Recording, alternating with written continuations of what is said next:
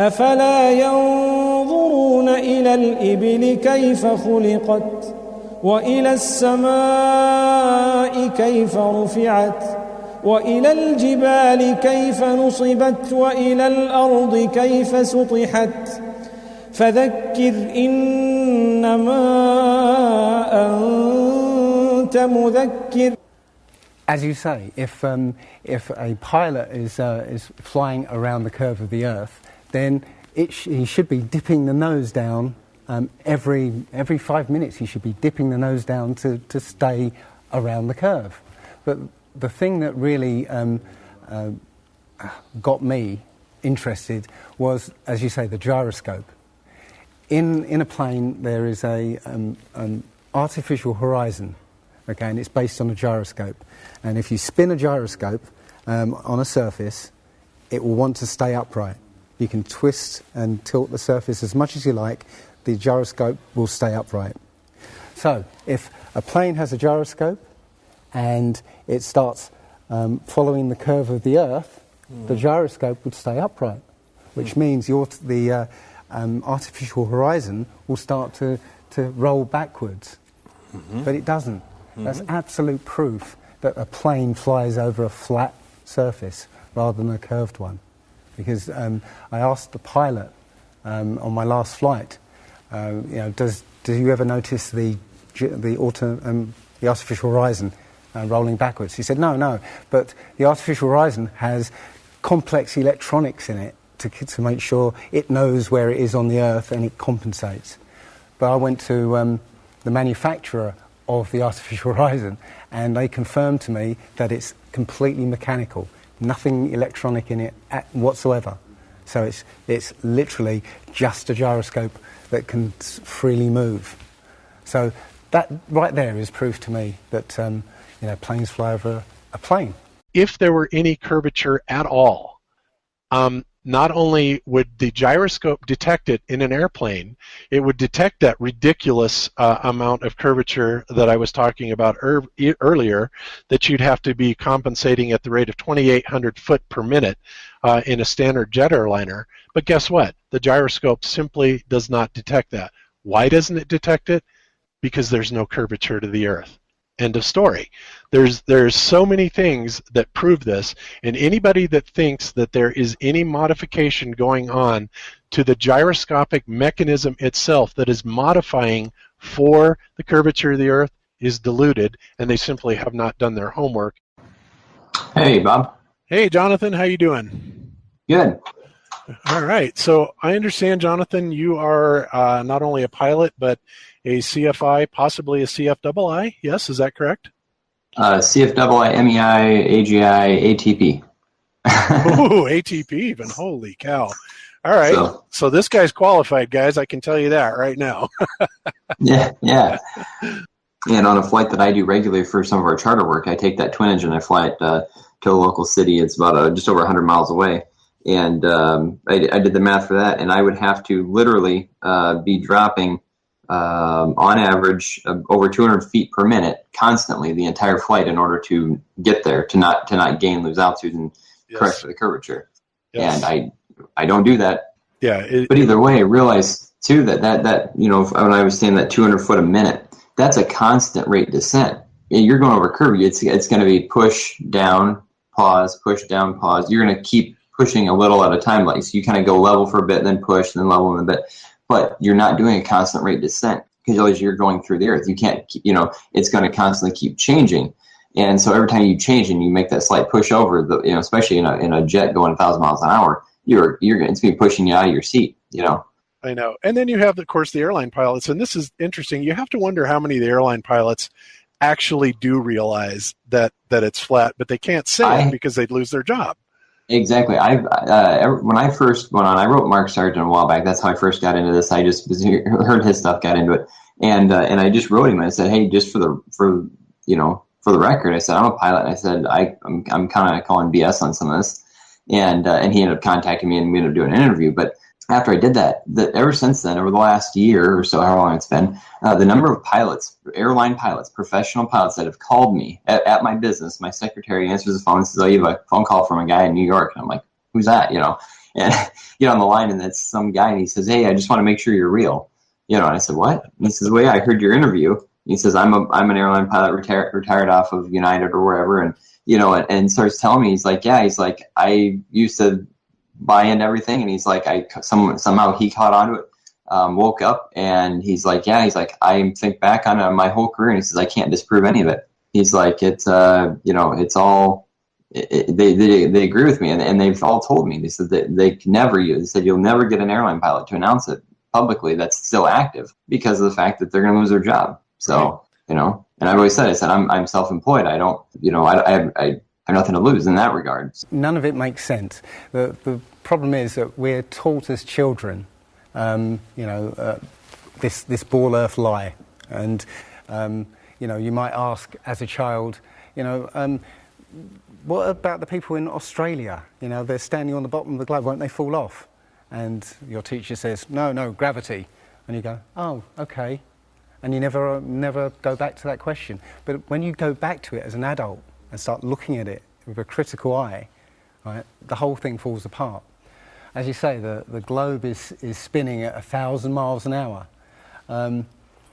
Neil deGrasse Tyson, who's a leading astronomer in America, tells us that the Earth is not a perfect circle. It is actually an oblate spheroid. It's squashed and wider at the equator. Yeah. So you spin. When you spin pizza dough, it kind of flattens out. Yeah. It gets wider in the middle, and so Earth, throughout its life, even when it formed, it was spinning, and it got a little wider at the equator than it does at the poles. So it's not actually a sphere. It's oblate, and officially it's an oblate spheroid. That's what we call it. But not only that, it's slightly wider below the equator than above the equator. A little chubbier. Yeah. Chubby's a good way. It's like pear-shaped. So my question to him would be, why is there land at the equator? Because water will move more readily than rock. So if the Earth is spinning, the water will be collected at the equator. I mean, if you spin a wet tennis ball, the water shoots off at the equator, essentially. So all the water will be gathered around the equator. So why is there land at the equator? Doesn't make any sense. The other thing that's about the spinning Earth is looking at the stars. Now, directly above the axis of spin is the pole star, Polaris, directly over the North Pole. And we're told that the reason that all the stars spin around the North Star is because the Earth is spinning at 1,000 miles an hour. Seems to make sense, because if you put a long exposure camera pointing at the North Star, you'll see the stars will make perfect circles around, perfect star trails.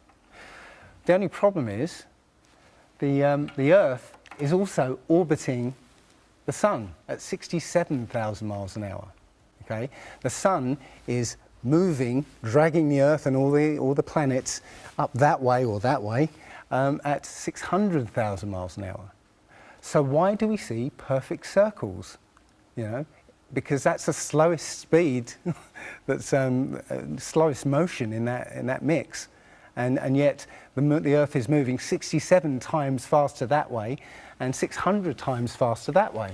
So you should see the stars do all sorts of strange motions, but you don't. You only see them make these perfect circles. That tells me that it's the stars that are moving, not the Earth. The thing is, what the scientists will give you is calculations and and theories why that happens. But we have experience. We see things and they either make sense or they don't make sense. What the scientists do is substitute our common sense and our intuition for calculations and theory, and we're supposed to believe the calculations rather than what we experience ourselves. There was a famous experiment back in the 1800s in England called the Bedford Levels experiment. Now, the Bedford Levels is a canal that is perfectly straight for 6 miles. Okay, so what a chap called Samuel Rowbottom did was he took a telescope, put it in the water about 8 inches above the water, and he had a friend, in a rowboat with a flag on the back, row all the way to the other end, and he was able to see the flag on the back of the rowboat the whole distance. Now, according to spherical trigonometry, the curve of the Earth is 8 inches per mile squared. So over 5 miles, that's 5 times 525 times 8, which is 200, that's 200 inches, which works out at 16 feet. That means the boat should have been 16 feet below the horizon. He shouldn't have been able to see the boat. Now, you know, the scientists will say, oh, refraction and this and light bending around the Earth and stuff. But the fact is, you know, it's perfectly flat, and he in his book he puts forward many arguments that show that, or many experiments that show the Earth is always perfectly flat. They say that you see the mast, you know, go down last. It's literally just the way your vision works. Yeah, it's perspective and atmospherics basically. The limit of your vision is supposedly 3 miles, and then after 3 miles you're supposed to see the boat start to go over the horizon. It's funny that Neil deGrasse Tyson again says that explains that you can't see the curvature of the Earth from a plane. He says this, you can't see the curvature of the Earth from a plane because you're not high enough. The Earth is so big that you can't get high enough to see the curvature. Yet you can apparently see a boat go over the curvature over the distance of 3 miles, which doesn't make sense. Apparently you can't see it. Yes. Where is all this non-existent curvature? Well, I can tell you where it is. And it's in textbooks, and it's in the heads of NASA and science fanboys everywhere. Where it doesn't exist is in reality.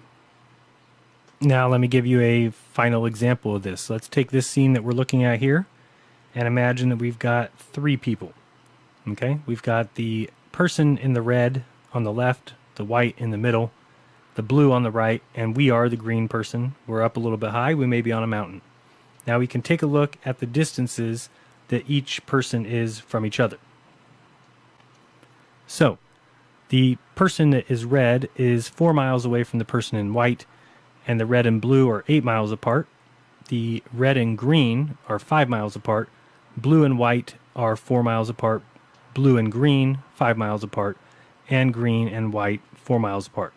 That should make plenty of sense. Now from here, we can imagine what each of these people would be able to see at the distance they are away from each other. Since we are higher up, we can see the whole entire scene in front of us. Correct? Now, let's draw lines of what each person can see. So we are the green mark, and we can see all the way to the blue, we can see all the way to the red, and we can see all the way to the white. Here's the problem. The red heading towards the white, let's say there's a boat going across that blue line there, say that's a river. The person in red would lose the boat there at the purple curve. And the person in blue on the right would lose the boat there at the purple curve. So what we have here is proof that the reason the blue or red cannot see the boat go any further than the purple line, the so-called curvature of Earth, is simply because of the way that we see. We can see the whole scene, being the green guy here.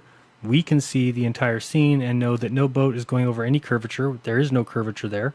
Both people are on a level plane. They just happen to lose sight of the boat because of their eyesight.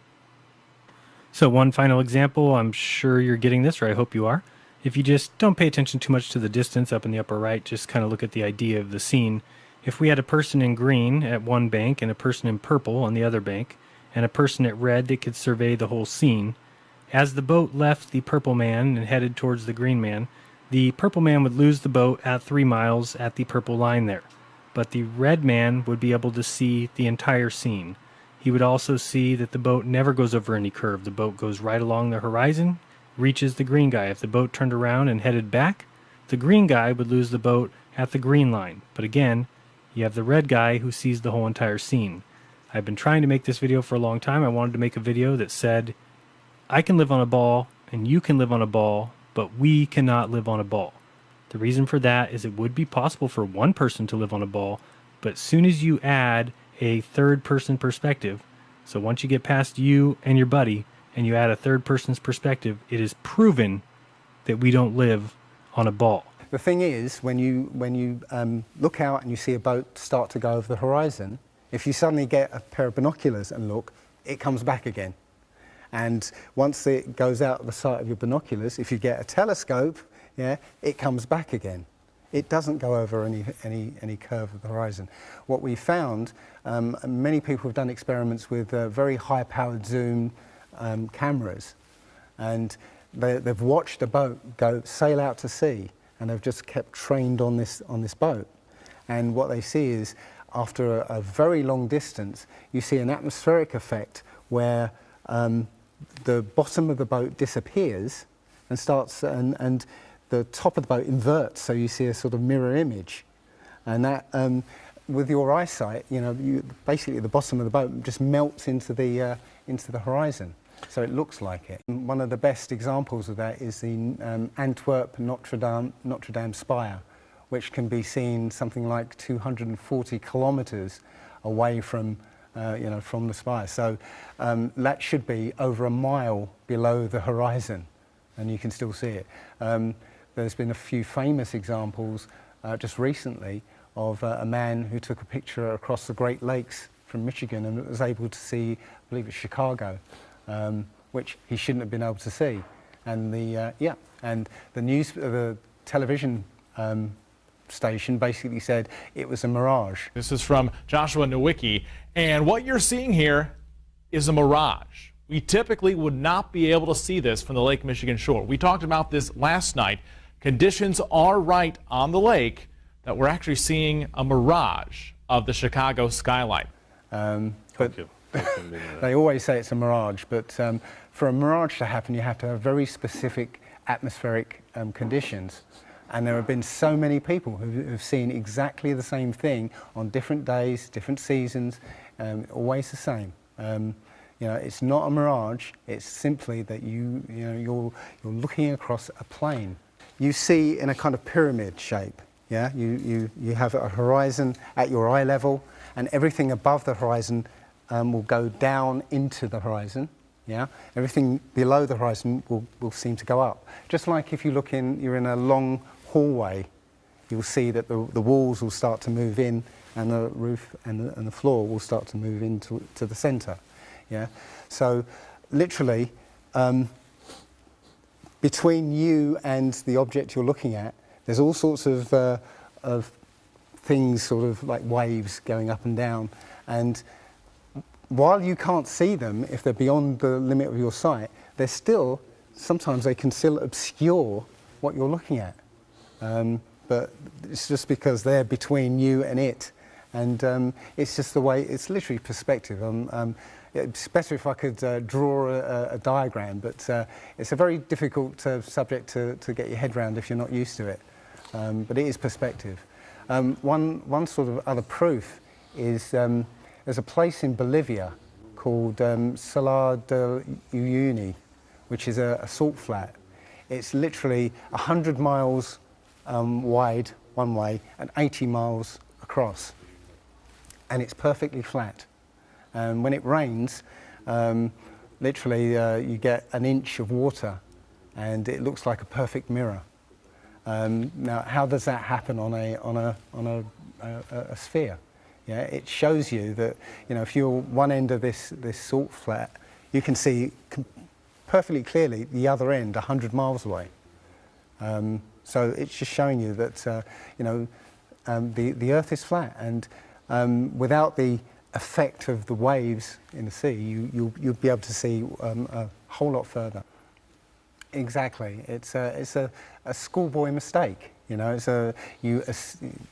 somebody given the task to mock up the Earth in the moon's sky. You immediately think, well, it should be about the same size as the moon. If you don't think about it, you'd make it the same size. So yeah, it's just a schoolboy mistake. The other thing is, if you were to go to NASA and download one of their photos of the Earth in the moon's sky, and put it in Photoshop, okay, drop the saturation and the levels down, you'll see that the Earth has been pasted in, because you'll see a rectangular box around the Earth. It's all fraud, it's all fake. Pretty much everything NASA puts out is fraudulent. There are no images of Earth from space. The only one that NASA actually claims is a photograph was from 1972, and it's the famous picture. It's got Africa sort of near the top, and it's the same picture they've been using for the last 40 or 50 years in every textbook. Every other image is what they call a composite. It's Photoshop. There was another layer to sort of simulate the atmosphere. And then there's this little bright spot. It's called the specular highlight. So it's the reflection of sunlight off of water. Those are the pieces, but you can't just slap them all together. It just didn't look realistic. It looks kind of flat, or the clouds are sort of too see-through. So I just take Command Z a lot. There's artistry to creating the world. What I imagine it to be. Unfortunately, I'm not an astronaut. I've never been to space. But I've looked at these images over and over again, trying to sort of get the essence of it. It is photoshopped, but it's has to be. It is photoshopped, but it's has to be. And many of us have been looking at these images of Earth, including the one they called the Big Blue Marble, which was released in 2002, I think. Again, when you zoom into it with Photoshop, you'll see where they've used the clone tool in Photoshop to take a picture of one of the clouds and stamp it in various places around the picture. They got lazy. In another image, they've even photoshopped the word sex in the clouds, which is a subliminal tool they use to get people to sort of relate to something. They literally, you can look at this and you can find it on NASA's website. In a video I'm working on at the moment, I've got a video from what they call the Galileo space probe. As it left Earth, it took a series of shots of Earth, apparently, and you see that over the course of 25 hours, the clouds never move. Okay. Now, I happened to find some pictures of satellite pictures of Earth, and I noticed that in these separately taken satellite shots, the clouds were exactly the same as the ones in this Galileo shot. So it's a cloud map. It would be very simple, wouldn't it? It would be very simple indeed to just silence everybody, put an end to this topic once and for all, turn the Hubble round and show us Earth in real time, zooming in onto a place so that we can see what's happening at that place, and we know that there is something up there looking down on us from space. But they will not do it. They can't do it. It can't. It doesn't exist. It literally doesn't exist.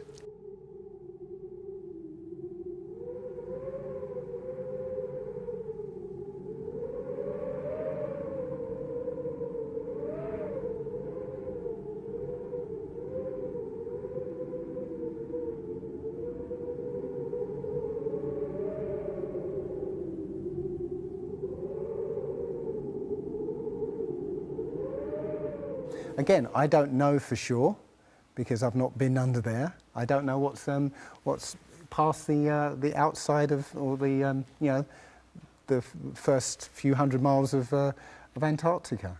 But everything I've seen over the last year and a half tells me that is true and this isn't. And I'm starting to believe and trust my intuition about this. Nobody has actually really gone all the way across Antarctica. Yeah. Now there are millionaires out there who could assemble the resources to make an expedition and completely go across and chart Antarctica and make a name for themselves, being the first person to do that. Yeah.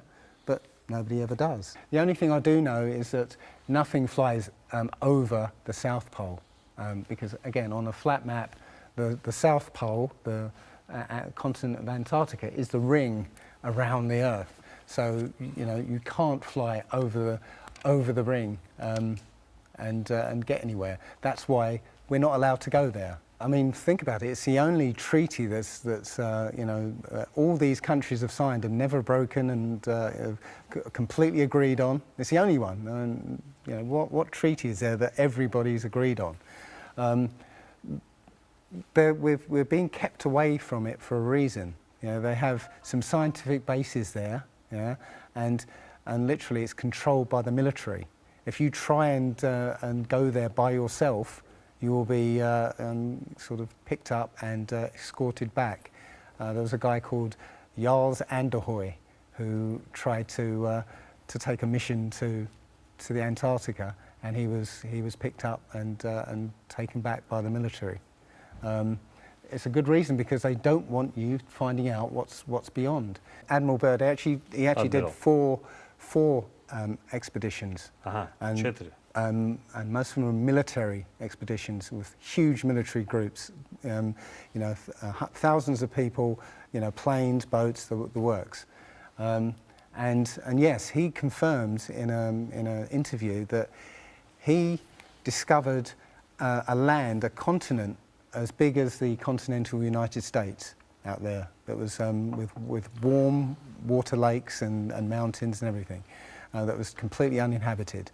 And he described it as the other side of the South Pole to Middle America.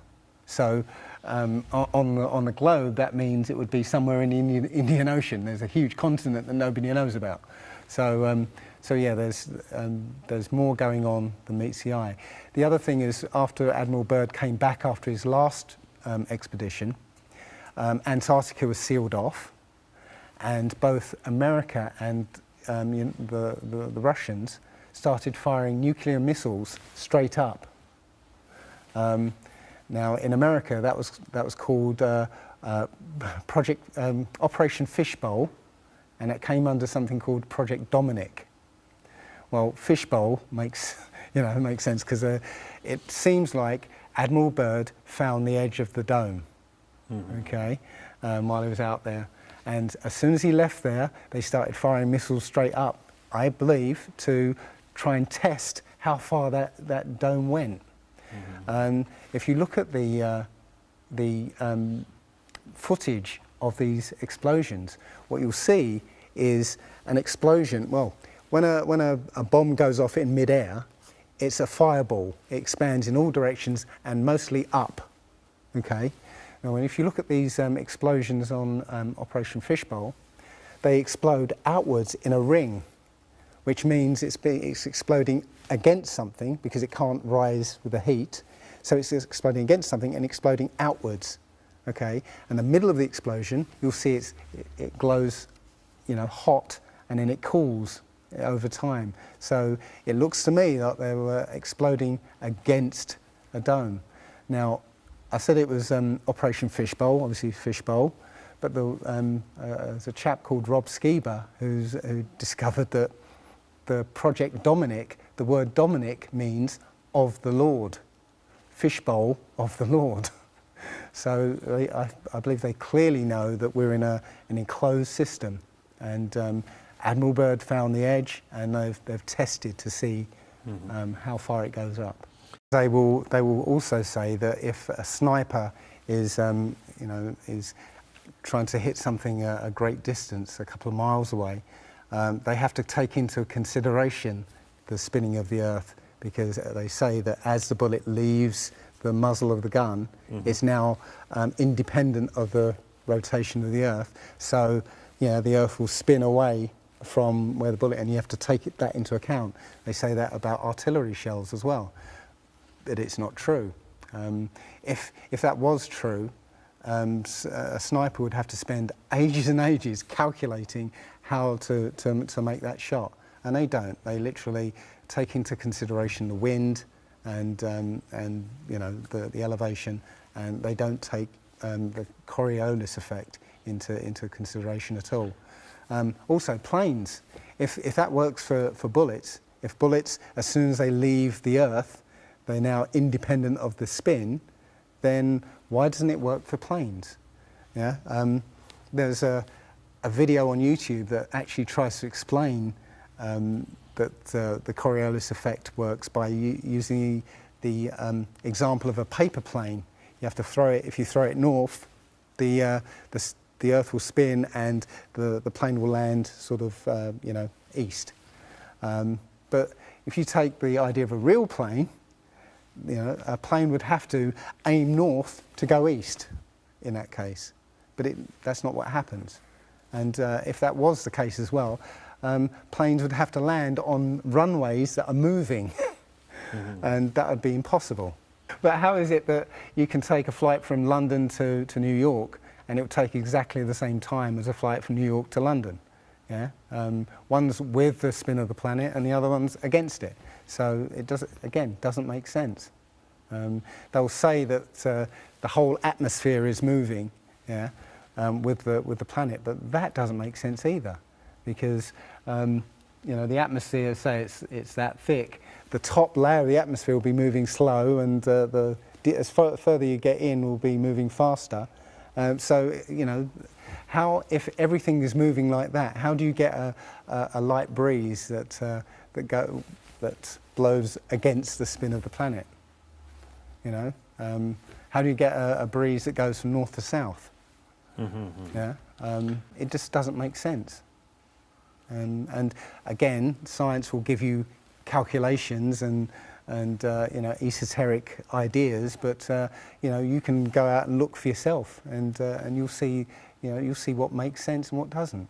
The other thing is that we have senses to be able to sense acceleration.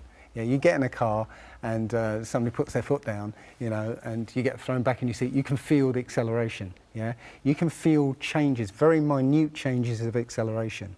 Yeah, so how is it that if you live up here in Macedonia, yeah, which is spinning at maybe 700 miles an hour, yeah, because the speed it's spinning is slower than this speed.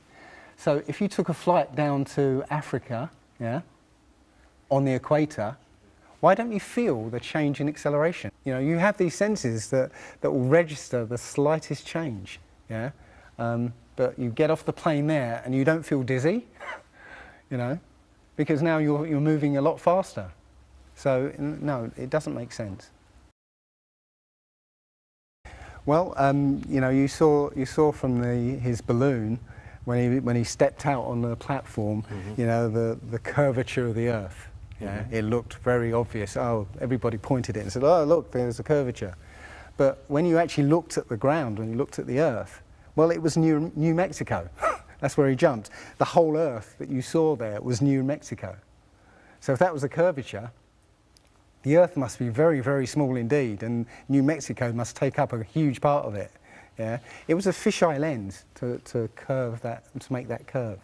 And when he jumped, it took, I think it took him like 2 hours to get to that height. Yeah, he went straight up.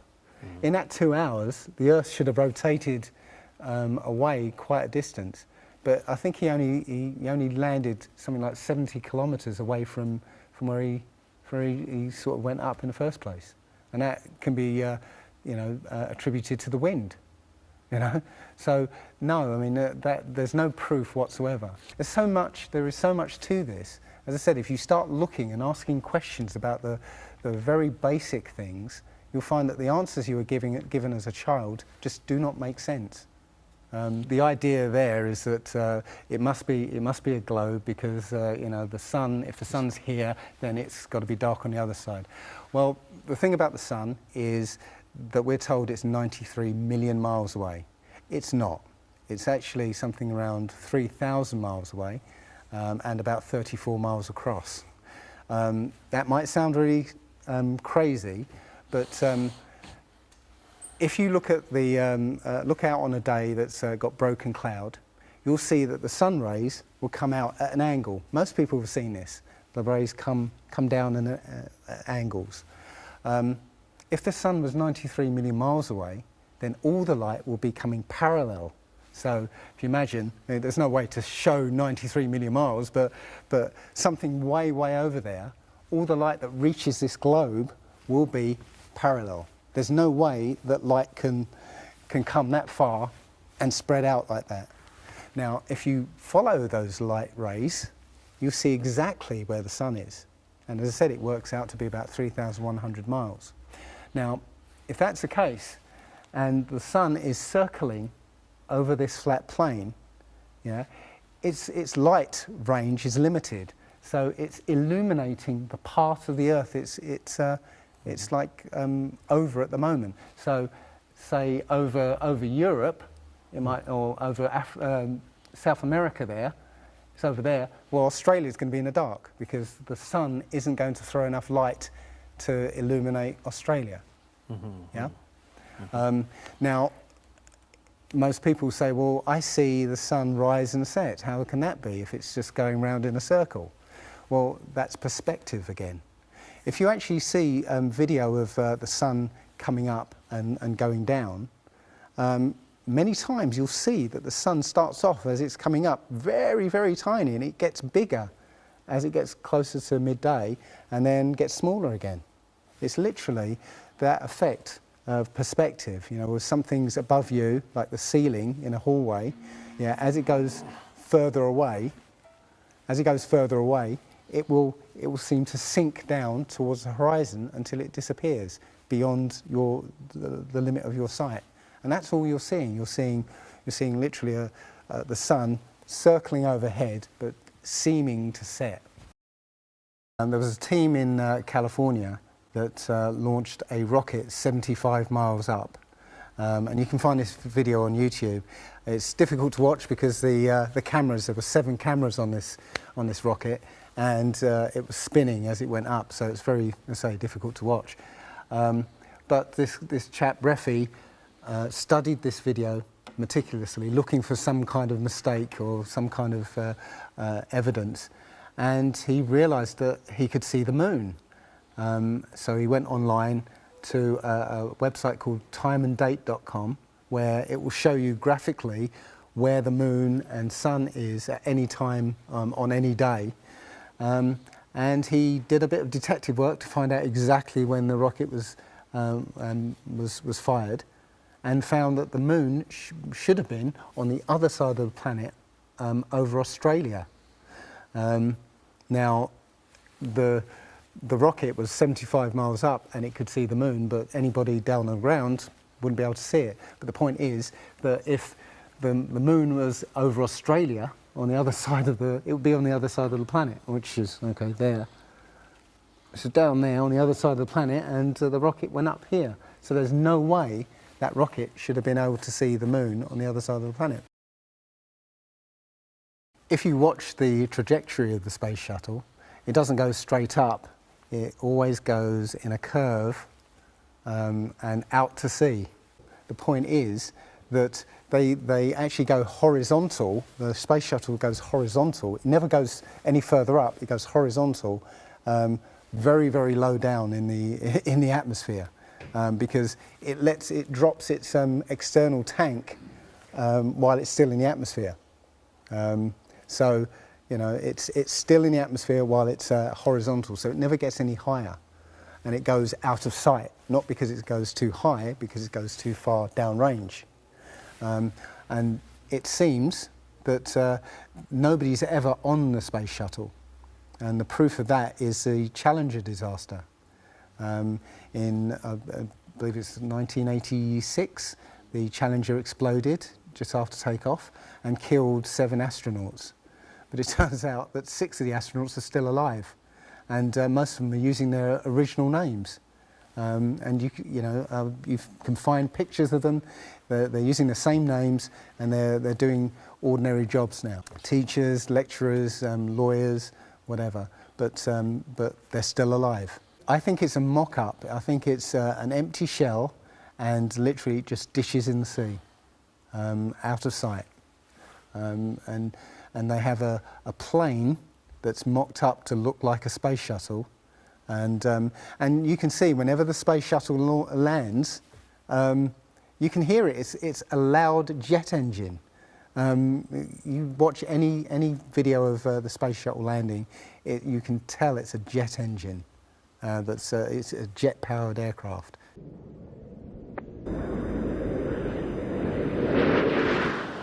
Commander Charlie. Hobart firing up the shuttle's nose for landing and... Yeah, it's not a glider. In my video, I show you a glider, how that seems, and then I show you the space shuttle, and yeah, it's not a glider, it's an aircraft. And that's what they're fooling us. They're taking billions of dollars in and giving us images and fake planes for that 10 billion, you know, however many billions of dollars it is. You've got the external tank and the space shuttle, yeah. It's like horizontal at this point, and then they drop the tank. Okay. Now the space shuttle isn't powered at this point because the tank has all the fuel. Yes. Okay. So when the engine stops, the tank is dropped. Basically, the space shuttle and tank should follow the same path because neither of them are powered. They should both fall in the same way. Now, because the tank has all the fuel, those pods on the back of the space shuttle aren't fuel tanks. They have a very, very small amount of fuel in there for orbital manoeuvring. But from this point, which again is still in the Earth's atmosphere because the tank, you know, is falling there, it now has to go from there into orbit. They haven't got the fuel there to insert it into orbit. Disney and NASA have worked very closely together. Disney worked with NASA on the moon project.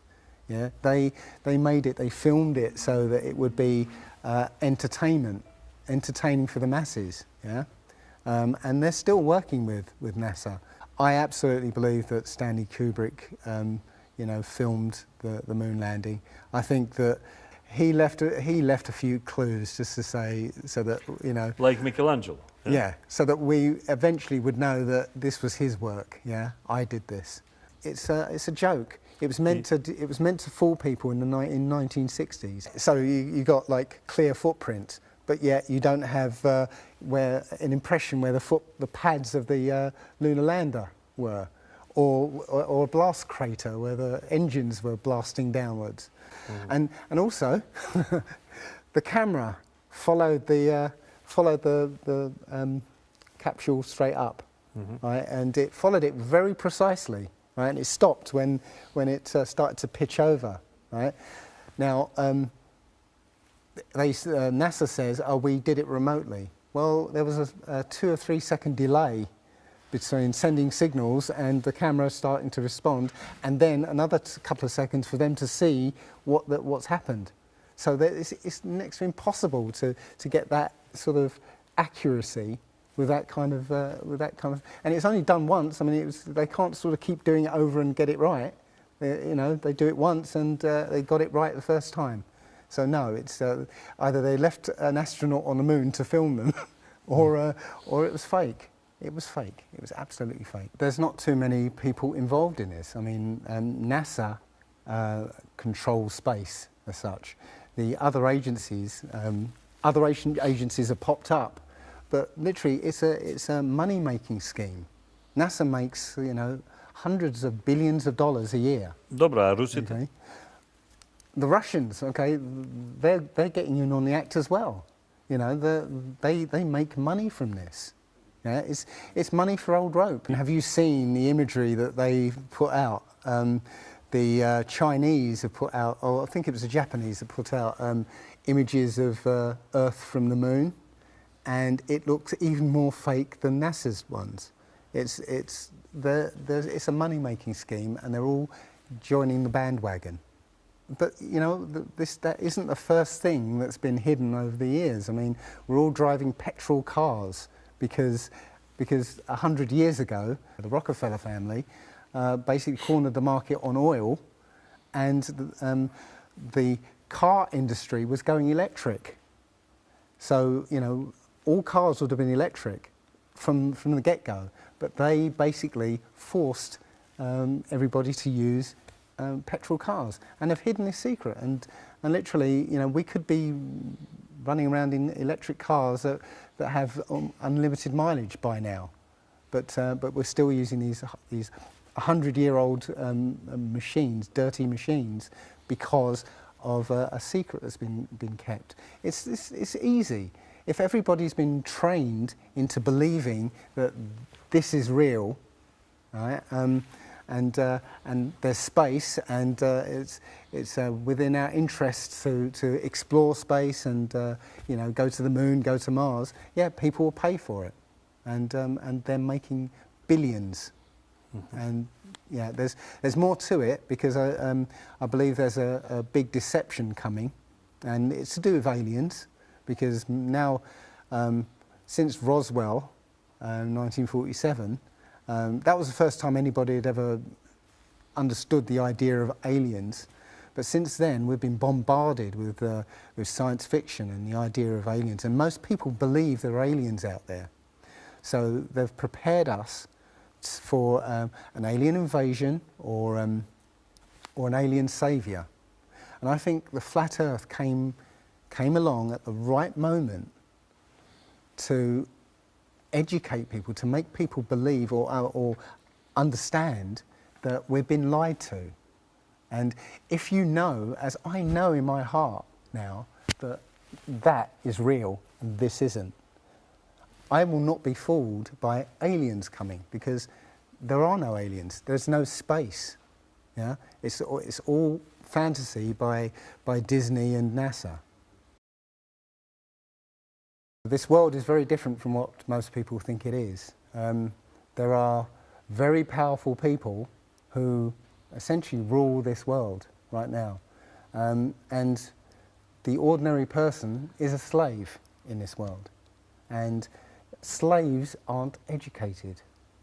You know, they're taught what they need to, or you know, they need to know. That's it. They're not taught truth.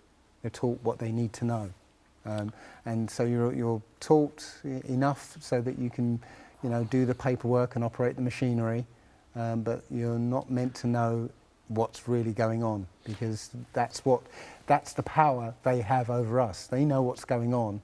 You know, how this world works. We don't, so they can control us. One of the things about slavery is the slaves weren't freed. They were never freed. When the 14th Amendment or 13th Amendment, I can't remember which one, actually made everybody a slave. The citizen... Actually, it was opposite. Yes. Instead of slaves to be free people became slaves. Exactly. It was so if you're a citizen of a country, you're a slave. That's what a citizen is. So they literally extended the slavery to everybody and made it an open prison. Mm-hmm. Yeah, and that's where everybody in the world lives now. We're slaves to very powerful masters. We don't see bars. No. Yeah? The bars are the borders of the country. Mm-hmm. Right? You have to use a pass to get out, mm-hmm. and they'll let you out if you show them your pass. Yeah, and sometimes they won't let you out. You know, as I was coming here, I was lining up to go on the plane, and somebody in front of me was told, no, you can't fly. They found something in your bag, so you can't fly today. So, you know, we have, as I said, we have natural rights to travel anywhere on this earth. We were born on this earth. We have the right to travel anywhere. But our masters have kept us in small, open prisons that you need to get permission to move around. This idea that, billions of years ago, nothing exploded and then everything came out of that nothingness. Ridiculous, but they try to make you believe that the idea that a supreme being, a creator, created this is ridiculous compared to that idea. I mean, if you look at it objectively, I would lean towards a creator, because there's so much that points to the fingerprint of a creator. But it's no less ridiculous than nothing exploding and becoming something. In my opinion, the Big Bang theory and the theory of evolution and the ball Earth theory are all interlinked, and they're all there to make us feel as though we're insignificant. We're small, tiny, miniature, unimportant pieces of slime crawling around on a speck of dust in an infinite universe.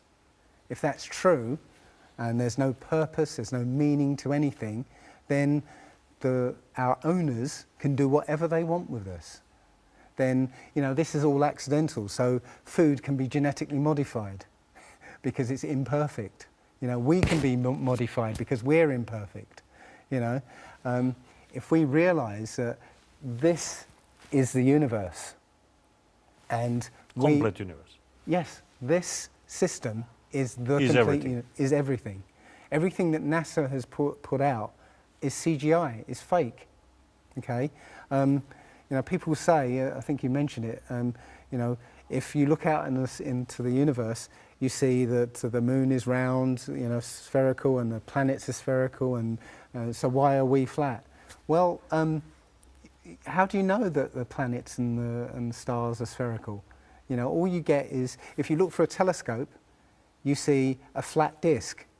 If you think you see a spherical shape there, well, it needs two eyes to resolve 3D. If you're looking for a telescope, you can't see anything in 3D. It's going to be flat anyway. So all you see is a flat blob of light. It's only NASA that's given you these beautiful pictures of so-called planets and stars. Yeah. So it's a fallacy to say, well, everything else out there is spherical, so we must be. You know, how this is special. You know, so why? It's like saying a basketball is round, so why isn't the court round? You know, it's a fallacy. So this idea of a ball Earth, theory of evolution, the Big Bang, is all about making us feel nothing, so that we can be used. If everybody realized how special we all are, how unique every single life is, then this whole world would change overnight. We wouldn't allow ourselves to be used by this cabal. We wouldn't allow this planet to be destroyed, because they're destroying it because, oh, it's just an accidental planet, one of millions. We've found other Earths, you know. Eventually, if this one gets too messed up, we'll go to another one. No, this is it. So if we all realise that, then we wouldn't allow all these things that are going on. It's all about control. There are a small group of people who want to control the world, and because there's so many of us out there, you know, they can't control us directly. They can't, you know, this small group of people can't, you know, come round to all of us and control us directly. So they must use our own minds, our own hearts and minds against ourselves. And this is what they've done. They've educated us into this world, into this globe spinning, you know, heliocentric Big Bang evolution world, which makes us nothing.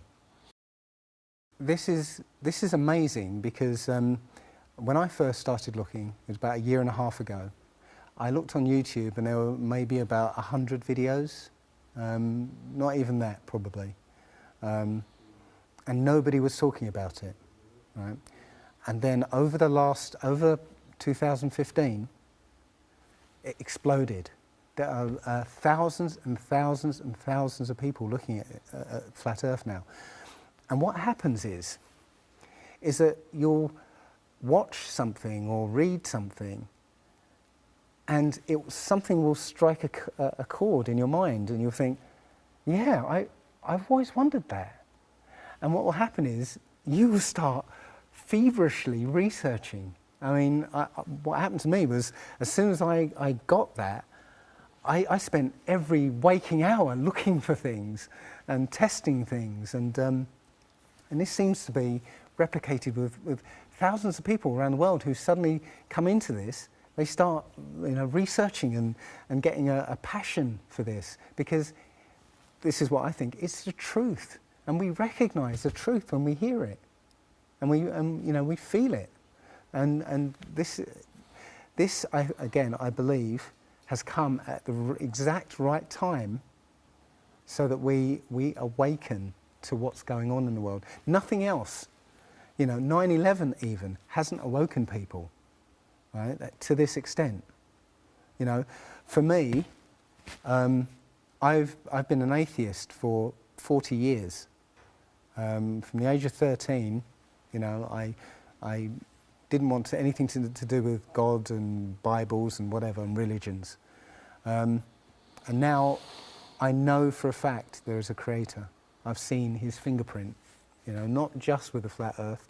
Everything I've done in the last 5 or 10 years has led me to see that there is a creator now.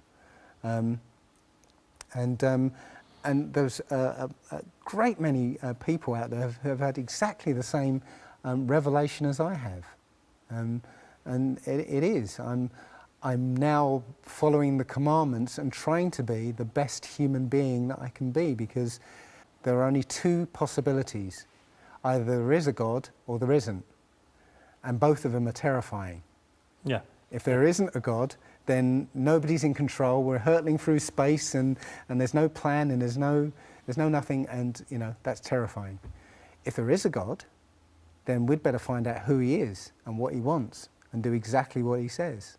And it turns out that he gave us very specific instructions on how to live. Allah subhanahu wa ta'ala, our Lord Allah the Most High, has sent throughout time prophets and messengers, Rusul and Anbiya, that every single one of the prophets and the messengers, they no doubt came with the same way, came with the same path, came with the same call. And that is that they used to say to their people, Ya qawmi i'budullah, ma lakum min ilahin ghayr. Oh, our people, worship Allah, for indeed you have no deity worthy of worship but him.